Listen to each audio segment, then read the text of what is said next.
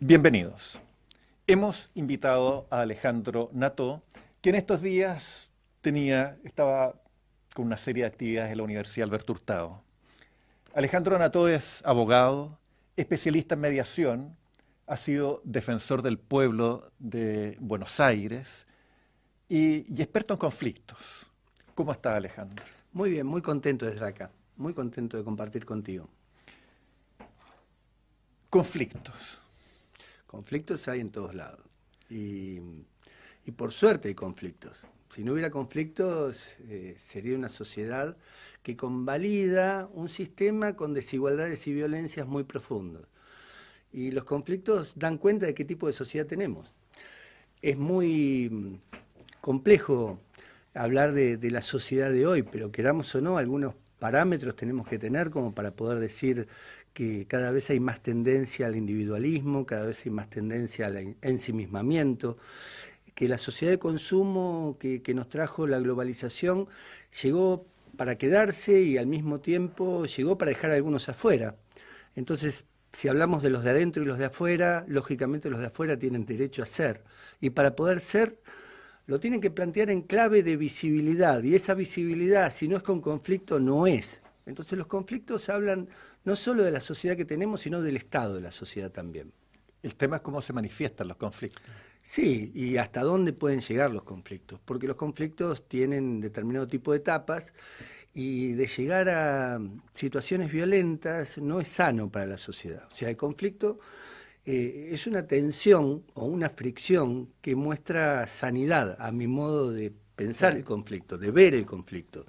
Pero cuando el conflicto toma cuerpo y embiste con violencia, yo creo que a partir de allí puede llegar a ser un flagelo o una sociedad enferma. Entonces, los que trabajamos en este campo para gestionar los conflictos, tramitar conflictos, abordar conflictos, que se puedan transformar hacia canales no violentos, lo hacemos específicamente para eso, para que los conflictos no lleguen a violencia. Está bien, Alejandro, pero muchas veces los conflictos se manifiestan en forma violenta porque hay un sistema o hay fuerzas que impiden que las personas se manifiesten o que esas manifestaciones tengan algún tipo de resultados que sean escuchados. Porque Sí. Cuando se dice que Latinoamérica es muy violenta, pero lo cierto es que hay estados muy violentos, hay sistemas muy violentos donde hay mucha segregación, estigmatización, muchas desigualdades, muchas faltas de oportunidades. Entonces, Qué bueno que lo digas vos, porque en verdad es muy sano que desde los medios de comunicación se plantee uno de los temas que son más relevantes en uno de los continentes más injustos del mundo. Dentro de lo que puede llegar a ser la exclusión social o lo que es los grandes basurales que tiene la sociedad que tiene excluidos, requiere repensar o requiere de dispositivos que puedan llegar a plantearse cuál es el estado del Estado, cuál es la situación, el diagnóstico en el cual los estados hoy dan cierto grado de derechos o garantizan derechos a los ciudadanos. ¿Y qué tipo de ciudadanía existe? claro, Porque una cosa es la ciudadanía civil, la ciudadanía urbana, y otra cosa es esa ciudadanía que están del otro lado del mostrador, esa ciudadanía que tiene que vivir de los restos de el sistema. Y cuando digo el sistema es porque el sistema también descartan las ciudades con desplazamientos, reterritorializaciones, con un espacio público exiguo, con un espacio público que termina siendo privatizado, con una visión donde de el espacio público rentable es privatizado, porque el otro Sí, sigue en manos no, del Estado. No, seguro. Es decir, sigue abandonado más Claro. bien. No, a ver, o con una especie de cosmética urbana. Sí. Pero en definitiva, la cosmética urbana no hace el espacio público. Sí. El espacio público es donde se vivifica un lugar común, donde las personas se apropian y al mismo tiempo lo sienten como un lugar para poder tener mayor ciudadanía, donde la política, donde la ciudadanía convergen con una situación de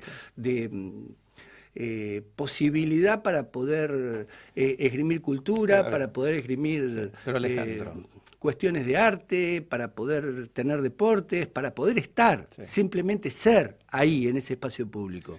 ¿cuántos pobres hay en Argentina hoy? Y se habla de un 30% de pobreza. 30% de pobreza, es muchísimo. No, es bestial. Es muchísimo. A ver, Argentina es un país rico, No hay duda. ¿o no? No hay duda. Riquísimo. Es decir, no solo un país hermoso, con una producción cultural, etcétera, increíble, pero sino un país rico. ¿Cómo se puede explicar un 30% de pobres si no es por un sistema que es extremadamente violento? Sí, el tema es cómo se redistribuye la riqueza, por un lado, y por el otro también cómo... Es decir, a ver, cómo se incluye a la gente en sus capacidades para que sea parte del país. Sí, no Porque solo... finalmente un pobre es alguien que la sociedad está dejando fuera. Bien. Sí, no solo cómo incluimos a la gente, sino también cómo los dispositivos que existen permiten que haya mayor tipo de redistribución de la riqueza. Cuando hablo de esto no es menor, porque hay algunos sectores que le van muy bien en la Argentina. Y esos sectores no solo tienen algunos beneficios propios, sino que también el propio sistema les da algún grado de ventaja comparativa. Por ejemplo, la soja, que no tenga retenciones dentro de lo que puede llegar a ser su ganancia para que sea redistribuida, hace que, si bien han bajado los precios de los commodities en el mundo, igualmente tengan pingües ganancias, y esas pingües ganancias terminan siendo riqueza para algunos, porque antes había muchos productores, ahora se ha concentrado hasta la cantidad de productores. Entonces cada vez va más concentrándose la riqueza en unos pocos, y esa redistribución de la que hablábamos se hace más compleja. Entonces, en definitiva, lo que hay que discutir cuál es el rol del Estado y hasta dónde determinado tipo de ventajas comparativas terminan siendo funcionales para los sistemas que toda la vida han tenido ese tipo de beneficios que el mismo Estado debería ser garante de la redistribución. Antes de empezar la entrevista conversábamos, o esta conversación, y hablábamos que cada vez los estados tienen menos peso. Es decir, que las grandes transnacionales Sí. y el desarrollo tecnológico, por otro lado, nos han llevado a una dinámica donde los estados cada vez, es decir, los estados, los dirigentes, los políticos, cada vez tienen menos peso. Sí, esto se nota de modo palmario en Europa, ¿no? Y ni hablar en América Latina, pero digo, en Europa como que la troika financiera internacional mostró que ellos mandan y que en definitiva el Estado-Nación, a través de los presidentes o de los primeros ministros, no hacen otra cosa que administrar lo que queda del sistema de los bancos, de lo que queda de las políticas que se designan, que le imponen. Se designan en otros lugares, se definen en otros lugares, y cada vez esos lugares son más inasibles aparte, son menos tangibles. Entonces lo que antes era cara y contra cara de una materialidad que se podía llegar a discutir, hoy en día la contracara está tan lejos que nadie sabe contra quién tiene que luchar. Y entonces acá viene algo que no hay duda, que lo tenemos que poner arriba de la mesa, que es que el conflicto termina siendo parte también de este grado de imposición de designios de políticas que provienen de algún lugar que nadie sabe cuál es. Que en definitiva sí se sabe cuál es, pero que el Estado-Nación se ve absolutamente rebasado por esas decisiones. Entonces esa es la globalización en definitiva, ¿no? Bien, lo que pasa es que si un Estado se opone, bueno, pescan los fondos y los trasladan a otro país. Le pasó a Grecia, ¿no? Y se los llevan a otro país, punto. Sí, claro. Por lo tanto, es decir, hoy en día, para un Estado o para un gobierno oponerse al sistema o simplemente tratar de controlar el sistema, es muy difícil. Confrontar con el sistema. Sí, claro. Confrontar con el sistema. ¿Quién se atreva a confrontar Sí. con el sistema? Aparte, el sistema lo sanciona. Exacto. Y todo el Entonces, contexto de en ese naciones sentido, se pone de acuerdo en esa sanción. Que esto es lo peor, porque hay cierto grado de connivencia entre la política que no puede con el sistema que sí puede. Entonces, la política que no puede, en definitiva, está siendo tan funcional al sistema que sí puede, que cualquiera de la política que no puede pretenda desenmarcarse, te remarca la política que no puede. Es decir, el sistema finalmente en este momento tiene a todos los políticos dentro de un marco que cada vez es más estrecho por Es lo más demás. exiguo, cada vez es más exiguo. Entonces, ahí es donde aparece el Estado tratando de mostrar medidas efectistas, y en este mismo ejemplo voy a poner algo que tiene que ver con la política criminal. Se muestra, y a través de los medios se muestran, acciones del Estado con criminales de poca monta o situaciones de la vida cotidiana, cuando en verdad los crímenes internacionales, que son gran parte de los negocios internacionales, como son inasibles, como el Estado no puede, como tampoco la seguridad, entre comillas, le llega a eso, hoy se muestra que la seguridad es la inseguridad de la persona que va por la calle, y entonces a partir de allí te podés poner a trabajar con el narcomenudeo, te podés poner a trabajar con algún robo, pero ¿dónde está verdaderamente? Son como los grandes carteles. Sí. Esos grandes que carteles en definitiva denuncian al soldado, al microtraficante, para que los muestren y todo lo demás, y ellos quedan limpios. Sí, no hay duda. O el mismo sistema financiero internacional, que es el que hace el flujo de dinero de todo el circuito ilegal del dinero, bueno, nadie, contra eso nadie pareciera ser que se quiere meter. En ese contexto, ¿qué hace la mediación? Sí, es casualmente... decir, trabaja para el sistema, ¿cómo calza? Claro, qué bueno que lo traiga.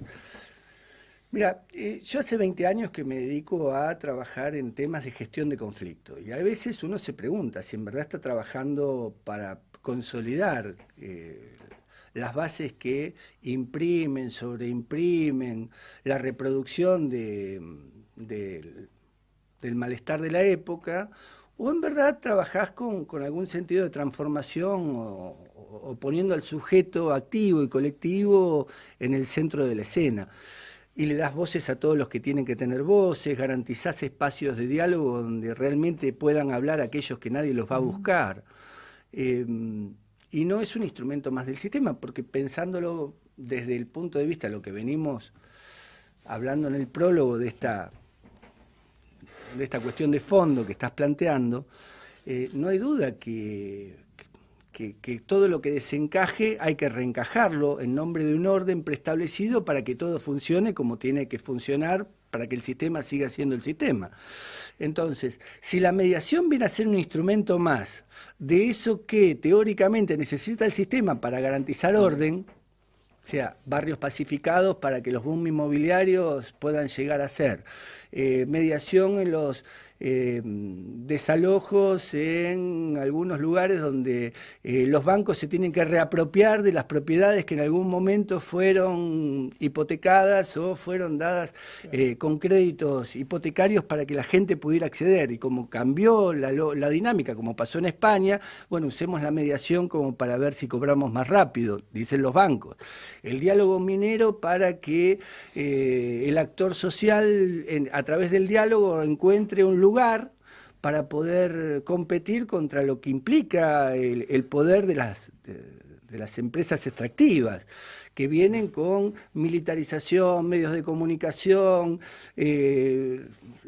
también algunas veces contaminación, o casi siempre contaminación y mano de obra explotada. O sea, todo esto que pareciera ser punto y contrapunto de lo que el sistema necesita, la mediación podría llegar a ser un espacio donde aquellos que no tienen voz la puedan llegar a tener. El tema es que hasta ahora muchos de los que forman parte de la instrumentalización del sistema encontraron también que los mecanismos dialógicos le pueden permitir a ellos llevar adelante su emprendimiento sin tener mayores costos. Entonces, Este lugar del tercero, que convoca a las partes, que pueda llegar a permitir que todo encaje bien, posiblemente termina siendo un instrumento de acción positiva para que aquellos que tienen la necesidad de llevar adelante ese emprendimiento lo puedan hacer sin ningún tipo de costo, como decía antes, pero el costo en definitiva sí existe. Sí. Existe para el actor social que se encuentra cada vez más en una situación asimétrica con un tercero que le es funcional a aquel que ejerce el poder dominante. Entonces acá viene un paréntesis. El rol de la mediación no es ese, de ningún modo. Y si llega a ser ese, hay que cuestionarlo, porque en definitiva no es otra cosa que un instrumento del capital. No es otra cosa que un instrumento de una acción que está haciendo daño. Está haciendo daño para poder oprimir cada vez más al actor social, para poder acallar cada vez más a aquellos que tienen la necesidad de hacer valer su voz, de no darle el lugar que tienen que tener a aquellos que buscan un lugar a través de la mediación, porque la mediación en definitiva puede servir para coser fragmentos, para revincular, para recuperar la memoria histórica, para poder revalorizar el lugar de aquellos que no tienen un lugar. O sea, ahora, ese es el rol de un tercero. Por eso está bien que ese rol sea promovido por algunos espacios que también tienen en cuenta los derechos humanos, por algunos espacios que también tienen en cuenta que hay un ciudadano activo y que hay que ir a recobrar la palabra de ese ciudadano activo. Alejandro, tú has sido defensor del pueblo, ¿no es cierto?, en la ciudad de Buenos Aires. Pero si los poderes cada vez son más lejanos, porque finalmente el representante de la empresa es un representante, o todas estas presiones de las que hablábamos recién respecto a los gobiernos, a los estados, etcétera. Finalmente, ¿cuál es el interlocutor? ¿Con quién uno se está enfrentando cuando además estamos inmersos en un sistema que fagocita todo? Es decir, donde lo que uno haga finalmente lo transforman en producto de consumo y se lo apropian. Sí, por eso es decir, donde realmente lo que queda afuera es lo que está afuera, es lo que no tiene capacidad económica, no tiene ningún tipo de poderes. Por eso yo creo que estos mecanismos sirven para incorporar al que está afuera. Pero incorporarlo para que funcione en el sistema. No, incorporarlos para que puedan tener un lugar, para que puedan recobrar un lugar con derechos, un lugar con una acción, un lugar donde se revalorice su visibilidad. Hay muchos que ya... A ver, yo hago un cuadro de situación que digo que la dualidad social y la diversidad hoy nos trae aparejada una democracia de mala calidad. La diversidad como tal, donde ponen los miedos como un producto de la etapa, donde se pone la paranoia de la otredad como que hay otros que nos pueden hacer daño en vez de pensar en comunidad de convivencia. Y por otro lado, el excluido del sistema hace que muchos de ellos incluso queden desenmarcados de lo que puede llegar a ser la vida democrática. Entonces, ¿cómo devolverle un lugar de ciudadanía a esas personas que las descartó el sistema? Y es aquí donde encuentro que si el rol de una intervención en cualquier tipo de conflicto es para remarcar el conflicto buscando a aquellos que quedaron afuera y dándole un lugar adentro, me parece que ese lugar del tercero es muy valioso dentro del sistema democrático. Ahora, cuando es reproducción del sistema, me parece que puede llegar a hacer daño, porque no hace otra cosa que convalidar que el que está afuera siga estando afuera. Por eso, vuelvo sobre lo mismo. El actor social, cuando recobra vida en un espacio de lucha, en un espacio de construcción colectiva y se plantea en el escenario público con esa vivificación de la escenificación de la protesta. Y a mí me parece que cualquier tercero que se introduce en un conflicto no solo tiene que revalorizar esa existencia, sino también tiene que garantizarle que el lugar que ya tiene ganado por la lucha, ese es un lugar que tiene que ser respetado por el sistema. Entonces, si ese tercero entra con valores, esa persona que se introduce en un conflicto a colaborar en el conflicto entra con valores que no son neutros, que no es asepsia, porque teóricamente hay una asepsia preestablecida. Ese lugar con valores sirve como para poder garantizar lugares a aquellos que el sistema dejó afuera. Tomando lo que planteas, cuando tú hablas de valores, los valores de la mediación, los valores que hay en los derechos humanos, ¿no es cierto?, ¿calzan con los valores del sistema? ¿Calzan con los valores de la globalización, de las transnacionales? Sí, a mí me parece que la globalización lo que hace es dejar un subproducto en la sociedad que tiene que ver con esto que decía antes del individualismo, de la sociedad de consumo, de cada uno en la suya, de no te metas en mi mundo si mi mundo me va bien. Es que, no te metas en mi mundo si me va bien en el mundo. Sí, claro. O sea, déjame ser, y esto forma parte de lo que llaman libertad. Claro, libertad de los integrados, porque cuando tenés que convivir con el desintegrado, creyendo que está afuera, no está afuera, también el descartado está adentro. Y esos descartados que están adentro, creo que forman parte del valor de cualquier sistema de derechos humanos. Hoy los derechos económicos, sociales y culturales que tiene que garantizar el Estado no son una carta de buenas intenciones. Y los Estados no pueden dar la espalda a un plexo normativo que está vigente para todos no debieran los sistemas de convivencia que tienen que existir. Perdón, No debieran, pero pareciera ser si que hay uno... un poder que es más fuerte que el sistema de derechos. Entonces, cuando vos decís los valores, yo creo que los valores es recobrar los derechos que tienen las personas. Sí, porque a ver, si uno ve Latinoamérica, desde México a Chile y Argentina, sí, tenemos dos características en común. Yo no sé si los derechos, etcétera. Tenemos dos características en común. Una, que fuimos todos colonizados. Esa es la primera. Sí. Y la segunda es la exclusión social que existe en todos nuestros países. A ver, ya estábamos en un continente que no era particularmente pacífico. Llegaron los españoles que no digamos que eran pacíficos tampoco, es decir, que agregaron y sumaron mucha violencia.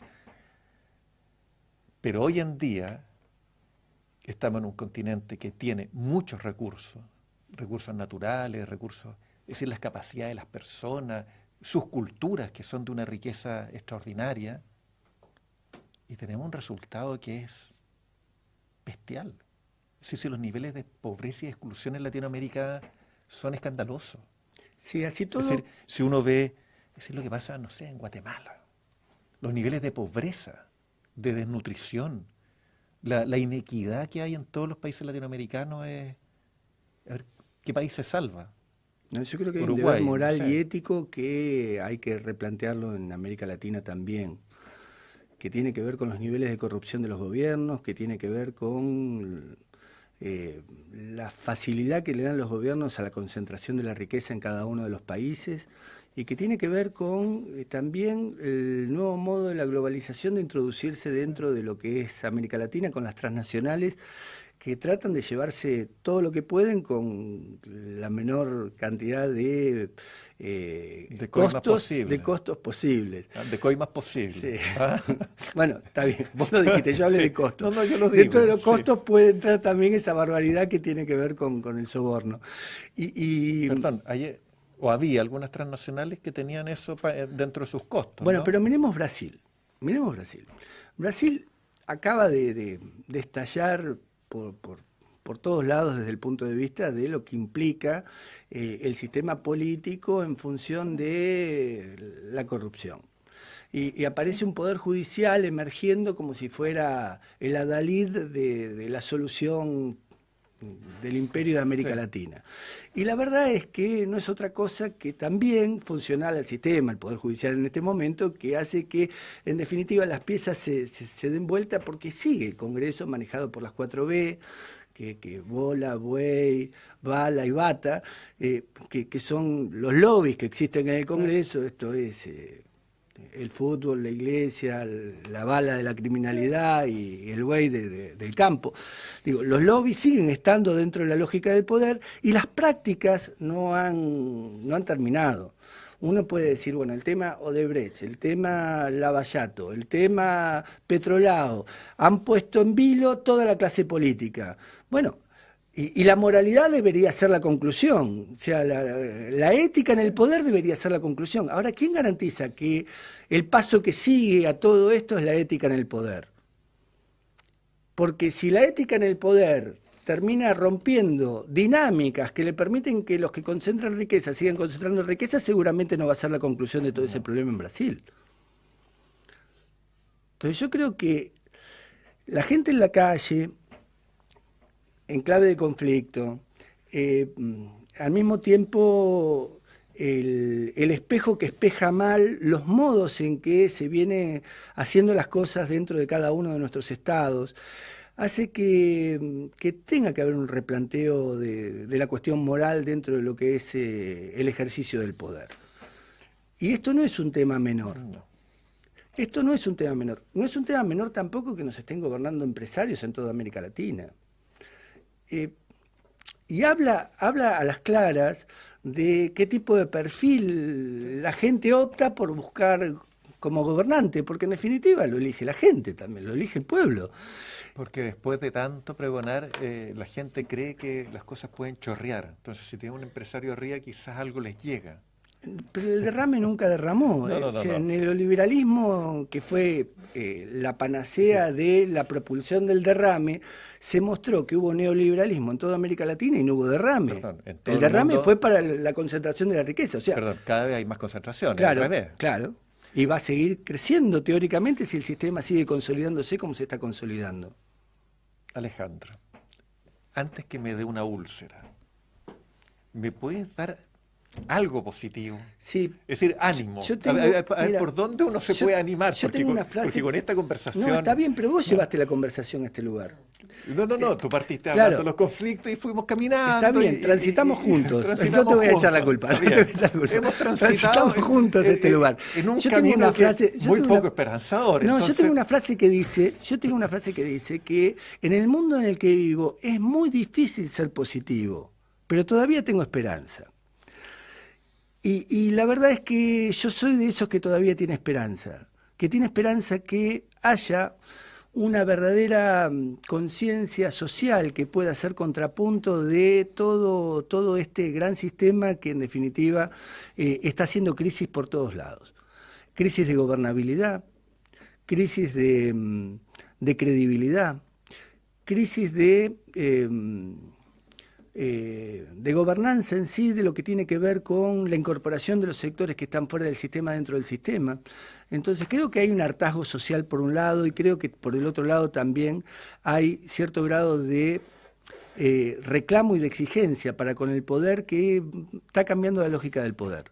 Yo tengo la impresión, Alejandro, que efectivamente el sistema hace agua por todos lados, pero que esos mismos que están arriba aprovechan toda esa agua. Sí, pero es decir, hasta el aprovechan problema de la frase que yo dije, que vos no tenés sistema. esperanza. Claro, de lo que yo he dicho, que todavía tengo esperanza, vos pareciera ser que con esto no tenés esperanza. Yo sí sigo diciendo, a mí me parece que hay un grado de ebullición social que está dando cuenta que así las cosas no están bien y que puede desde la exigibilidad cambiar la dinámica del poder. Esto lo voy a decir yo. Yo tengo esperanza en que la rabia pueda ser bien canalizada. Bueno, de eso estamos hablando.